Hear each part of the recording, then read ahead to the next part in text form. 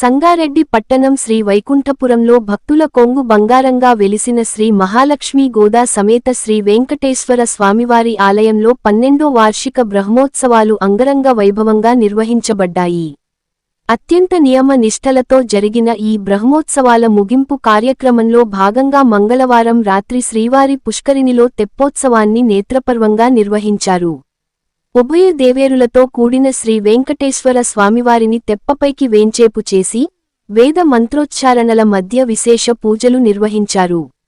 ఈ కార్యక్రమానికి శ్రీ త్రిదండి శ్రీమన్నారాయణ రామానుజ చిన్న జీయర్ స్వామివారి మంగళాశీస్సులు లభించగా, శ్రీ దేవనాథ జీయర్ స్వామివారి ప్రత్యక్ష పర్యవేక్షణలో ఆలయ ప్రధాన అర్చకులు శ్రీమాన్ కందాడై వరదాచార్యులు వైదిక బాధ్యతలు నిర్వహించారు.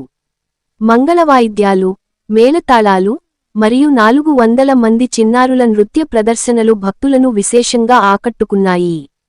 శ్రీవారి తెప్ప ఊరేగింపు సందర్భంగా భక్తుల గోవింద నామస్మరణల నడుమ స్వామివారు భక్తులను కటాక్షించారు.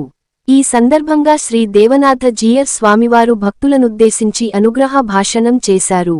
చిన్నారుల నృత్య ప్రదర్శన కార్యక్రమం ఆహుతులను ఆకట్టుకోగా, వేద పండితులు వేలాదిగా పాల్గొన్న భక్తులకు వేదాశీర్వచనములు చేయగా, ఋత్వికులు తీర్థ ప్రసాదాలు అందజేశారు. స్వామివారి కటాక్షంతో భక్తుల హృదయాలు ఆనందంతో నిండిపోయాయి.